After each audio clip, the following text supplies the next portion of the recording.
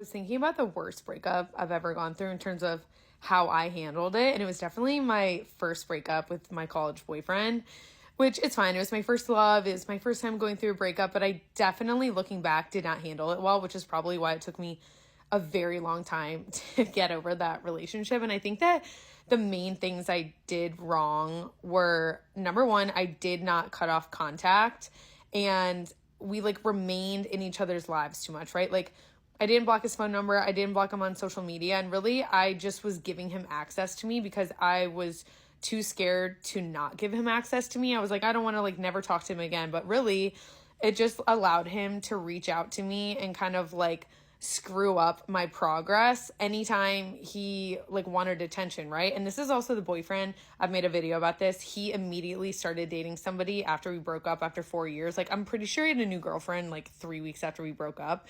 So while he had a new girlfriend, he would still reach out to me just for attention. He never had any intention of doing anything with the communication, but I was too afraid to cut him off that I would allow him to do that. But it really would send me into a spiral and push me back in my healing because I'd be so excited he'd reach out and things like that. But then it was nothing would ever come from it. And then I also was always waiting for him to reach out to me. So I should have blocked his number. I also didn't block him on social media. So he would always post what he was doing and whatnot. And then he would post his new girlfriend. I remember the first time I saw him post a picture of his new girlfriend, which was less than 6 months after we had broken up. So terrible. I was so upset. I don't even think I ate for a week. I was so skinny during that time because I could never eat. I was so upset about it, and I don't know, it was terrible. But the problem was that I was too afraid to unfollow him or block him. I was keeping him in my orbit all the time, and I wasn't realizing how much that was hurting me and keeping me from healing. And then probably the second thing and worst part about that breakup was, and this probably had to do with the time that it was in my life, but it was college, right after college and things like that. So it was I was constantly partying and stuff, but I just immediately when we broke up, I went into the mode of I don't care. I'm fine.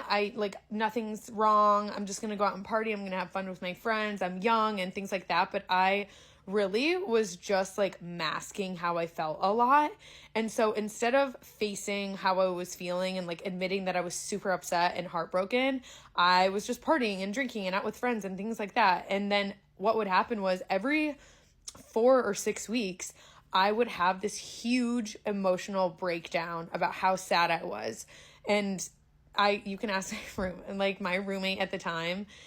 It's so funny. She would attest to this. It was 4 or 6 weeks. She would hear me crying in my room, and she'd knock on the wall because it was in the room right next to me. She'd be oh, okay, should I come in? And she would come in, and she would have to sleep with me because I would be so upset and truly just bawling my eyes out, so upset about this. But it's because I was pretending everything was fine. I was not facing it. I was not actually trying to move through and heal myself.